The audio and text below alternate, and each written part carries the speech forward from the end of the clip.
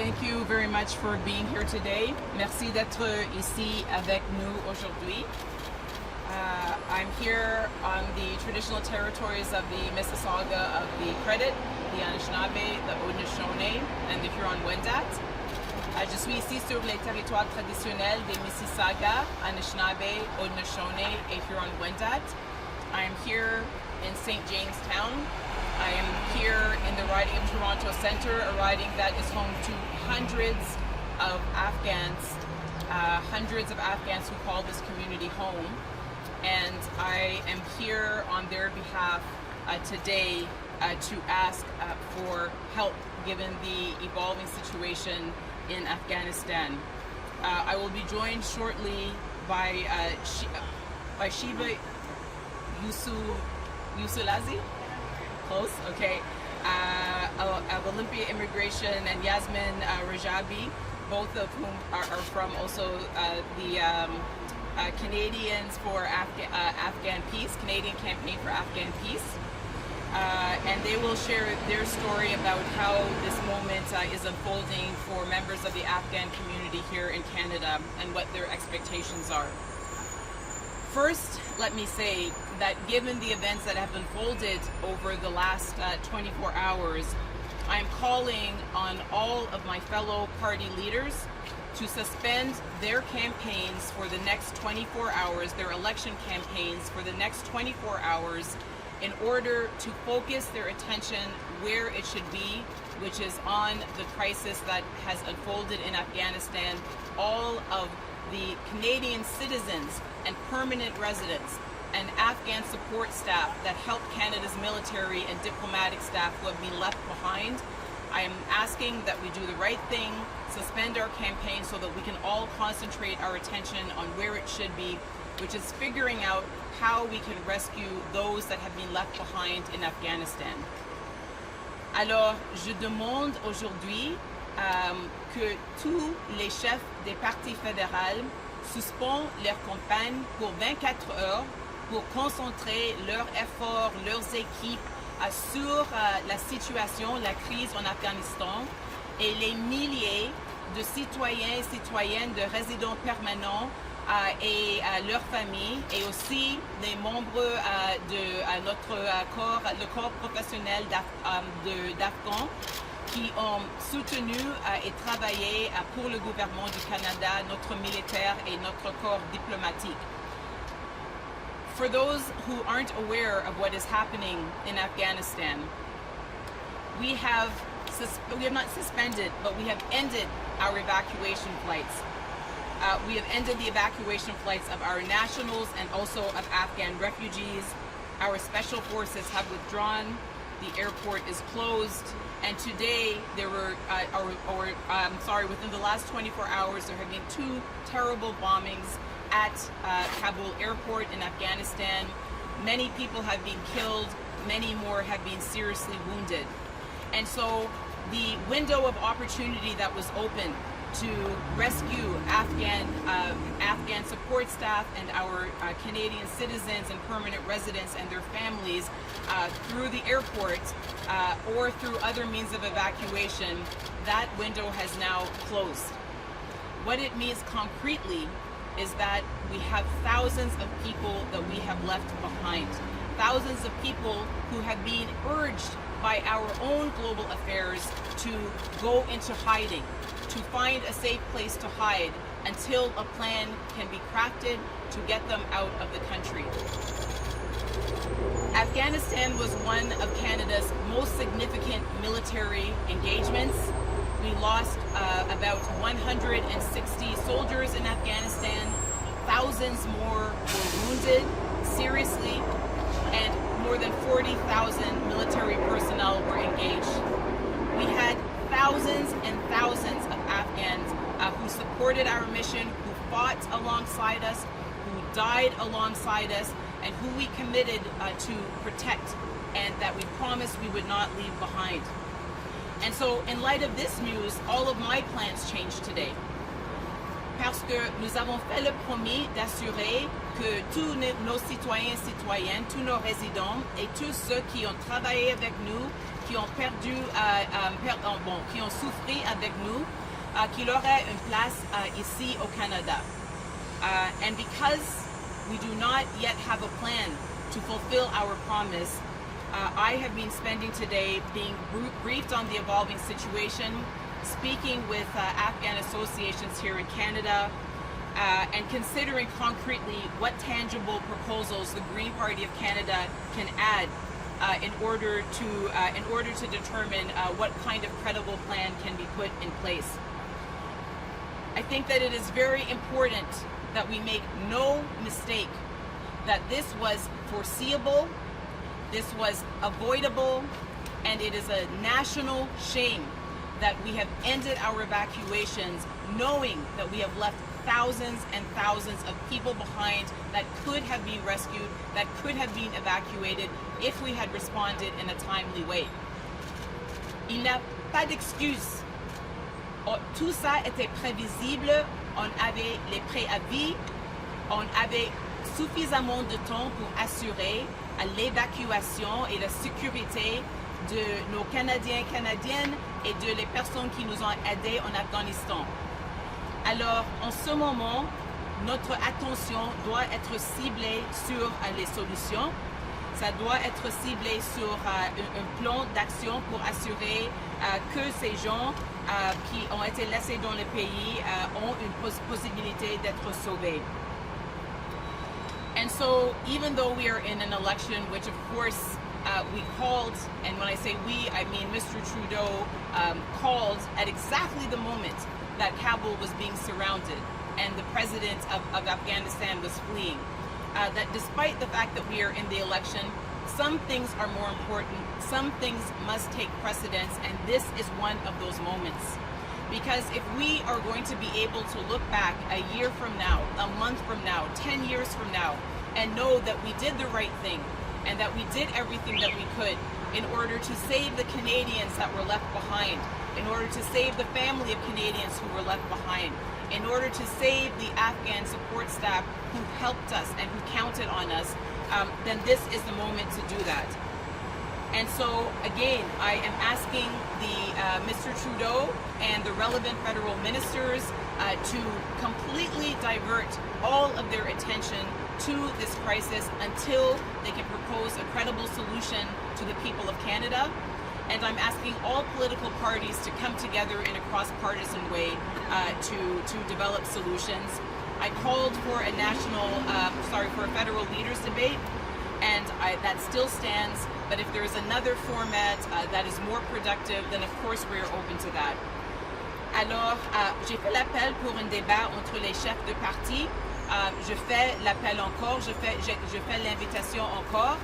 S'il y a un autre moyen de nous convoquer pour considérer les options, je suis tout à fait ouverte à ça aussi. And with that, I want to ask Yasmin and Shiva if they would please come forward. I want to do all that I can to put a human face on what is unfolding in Afghanistan. I want every person in Canada to understand what is at stake and what role Canada has to play and what our responsibility is in this situation. If you could please come forward. And I will leave them to say what needs to be said in their own words. Thank you, Ms. Paul, for giving us this platform. My name is Yasmin Ajabi, and I'm here with Shiva.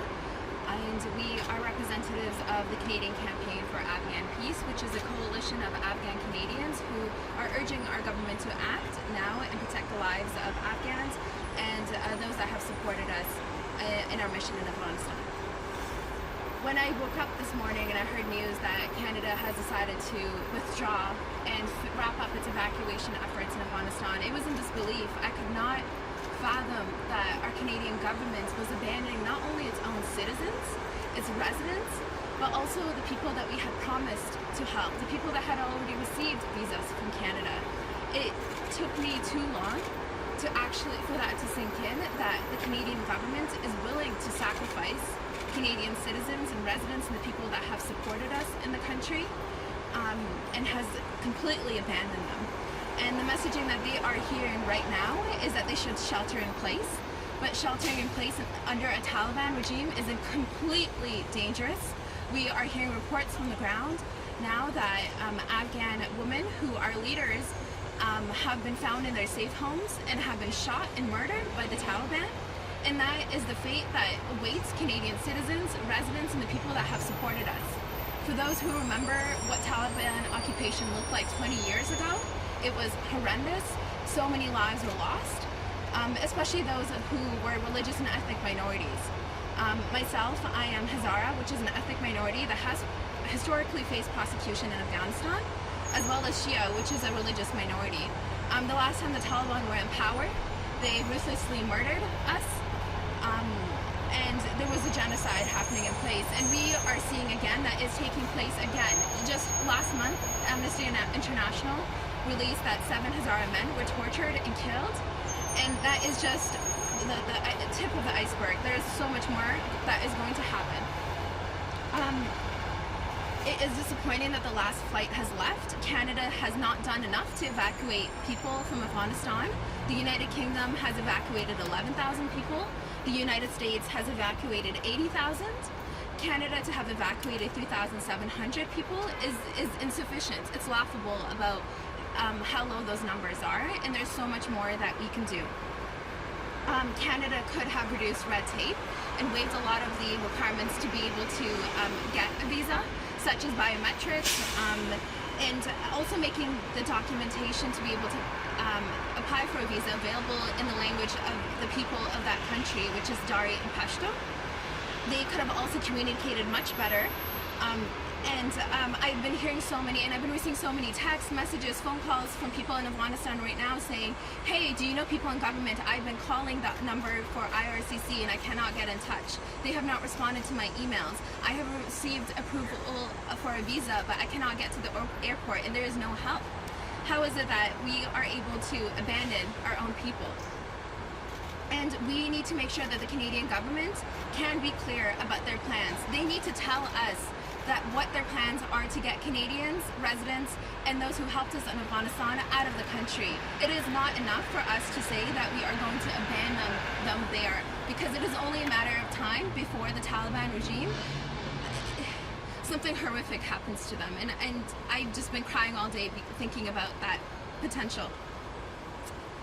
To be able to meet our promises, the Canadian government needs to be able to help those Afghans and those Canadian citizens and residents to get them out of the country. They need to reassure the public that they are committed towards doing that they are going to provide communication to those individuals, and that they are going to try and make sure that every diplomatic channel is going to be used to get them out of the country and evacuated and provided refugee status.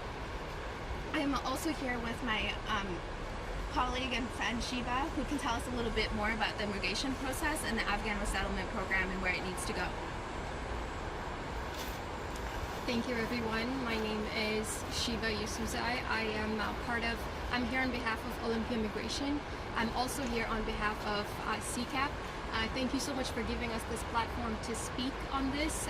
My background is mostly about immigration, and I'm here to talk about that and to basically tell you guys how disappointed I am as a person. I've been getting hundreds and hundreds of calls from Afghan Canadians, from Afghans back home, from everyone telling me how can we get out. And the only way I can help them is, have you worked with the Canadians? Have you worked with the Canadian Forces, Army, the Embassy, or in any capacity? Most of them have not, and that's where the issue is for us. Most of the people are stuck. Most of the people that work with the Canadians are not able to get through to IRCC. They're not able to get their visas. They're not able to communicate, and I think that's where the biggest issue comes from. We need to have, as Canadians, and we need to have a clear plan of how we're going to help them. This morning, as Yasmin said, we woke up to the horrific news of, Canada has completely, they have ended their evacuation plan, and that doesn't sound good. We were only able to bring in 3,700 Canadians, PRs, and Afghan nationals. So that's how much we were able to bring in. I don't think that's enough. I think that breaks the promises of the Canadian government to the Afghan nationals, especially to the Afghan nationals who supported the Canadian forces, the Canadian embassy, the Canadian NGOs and whatnot. They're completely abandoned. We need a better plan. We need more than 20,000. Even the 20,000, they're not additional applications. They were existing applications, and the Canadian government simply said that they will expedite it. We're thankful for that, but we need additional applications. We need a plan where we can tell people this is how you can get out.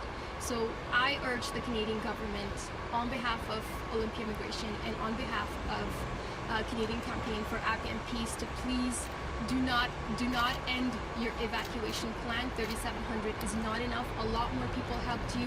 A lot more people's lives are in danger, especially of minorities such as Shia people, the Hazara community, women, journalists and activists and whatnot. Please do not abandon them.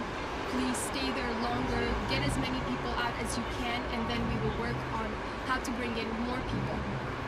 Please get rid of the red tape that surrounds immigration, especially immigration of refugees who are stuck outside of Afghanistan and people who are simply stuck inside and cannot do anything. Thank you.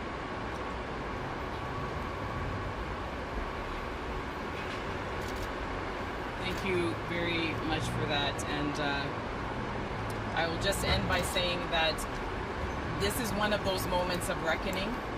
This is one of those moments where every second counts. What we do now, we do not only to save those who need to be saved and who we promise to be saved, and our own citizens who need to be rescued, but we also do it with an eye to our place in history. This is one of those moments that we will be judged for, that we will be held accountable for, and if we ever hope to hold our heads up high and not to have them drop down in shame because of our inaction when people needed us the most, when our citizens needed us the most, and when the people who fought and died and risked their lives for Canadian citizens and for peace and democracy around the world. If we turn our backs on them now, if we abandon them to their fate, to beheadings, to sexual slavery, if we send women back into their homes for a whole generation because we refuse to act at a time when it was so important, then we will be judged harshly, and we should be. And so I hope there is a government in place now, still, despite the election. Mr. Trudeau and his ministers need to drop whatever they're doing, whatever they thought that they were going to be announcing this afternoon. They need to get to work. They need to get to work on that plan. And they need to ensure that Canada remains a country that when it makes the promise, it keeps the promise. And when a Canadian's life is at risk, we do what it takes in order to get our Canadians home. Merci beaucoup. Thank you very much. And we're ready for any questions. Thank you, Ms. Paul. Merci, Madame Paul. We'll see if there are any questions online on Zoom. Are there any questions here on Zoom? Est-ce qu'il y a des questions? S'il vous plaît, utilisez la fonction de lever la main si vous avez une question. If there is a question, please use the raise hand feature. No questions? That's all from here, Ms. Paul. No questions ici. Merci. Il n'y a pas de questions ici. Thank you so much, Rosie. We have a question from the ground, from the National Post. Yeah, Ms. Paul, I'm wondering if you can detail what you think the government should be doing differently. Should it be keeping Canadian troops and planes on the ground even as the airport security starts to crumble? What should it be doing? The force, the personnel on the ground is gone, so that's already done. That's already done. We need to first acknowledge the new reality, and the reality isn't even 24 hours old, which is that our personnel has gone, our evacuation flights have ended, our evacuation efforts have ceased.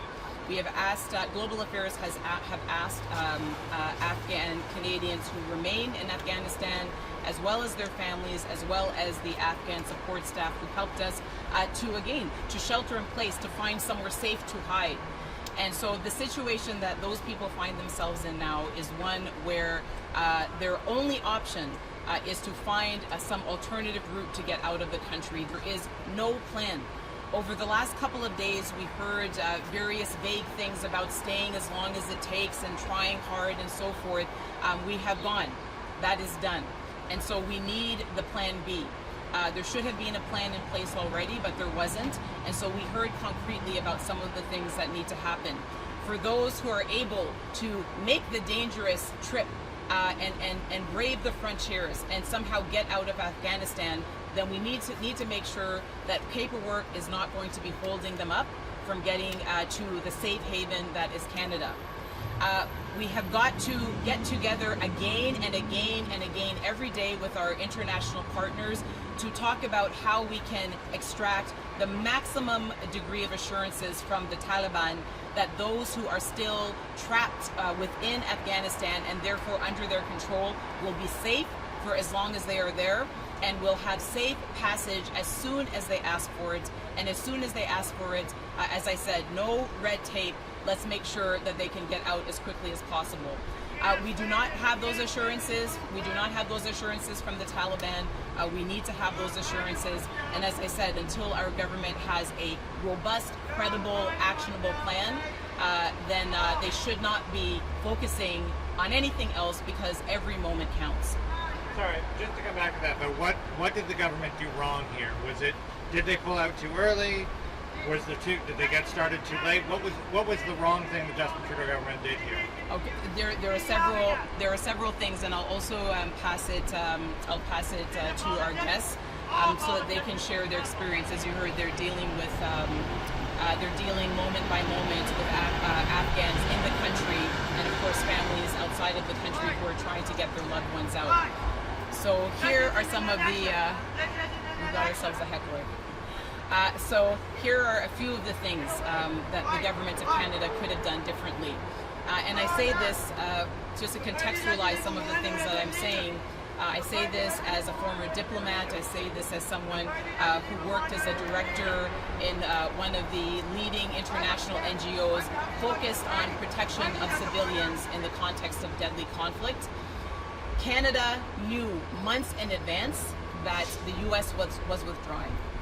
What that means is that Canada knew that there was a very high risk that when the U.S. withdrew, that the Taliban could and would overtake the country, and that those who were inside the country would be put at risk.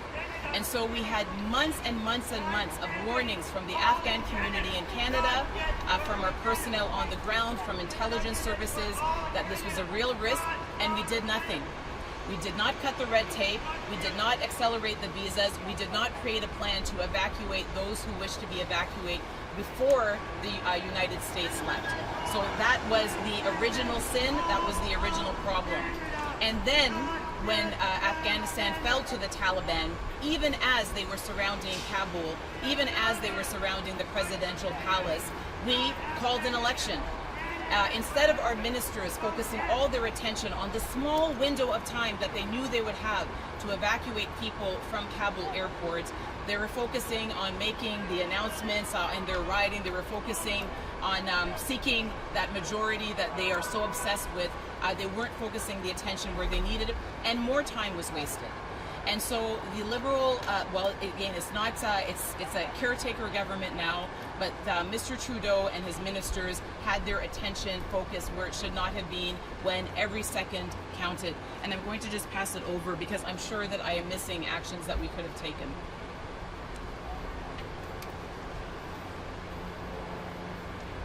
Thank you, Ms. Paul. And I would even just say right now, with the Canadian Campaign for Afghan Peace, some of our demands around supporting the people in Afghanistan includes increasing the number of Afghans that are going to be resettled here.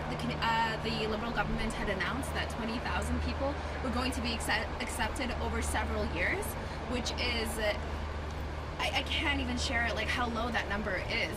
We need to right now accept 40,000 Afghan refugees this year and an additional 40,000 over the next few years, and make sure that we are providing a safe haven for those whose lives are at risk, and that has also helped us.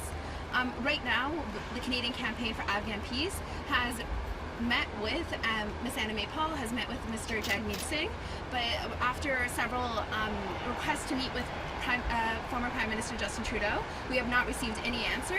Justin Trudeau needs to be able to meet with members of the Afghan Canadian community and listen to our position on how to support peace in Afghanistan. This has been a complete failure from the very beginning. As Ms. Paul mentioned, we had ample opportunity to be able to evacuate our personnel, the people that have helped us, but we have not taken that opportunity to do so. We dilly-dallied, we took our time, and now the lives of those people who are still remaining in Afghanistan, their lives are in our hands. And if we do not get them support in time, if we do not get them evacuated in time, their blood will also be in our hands.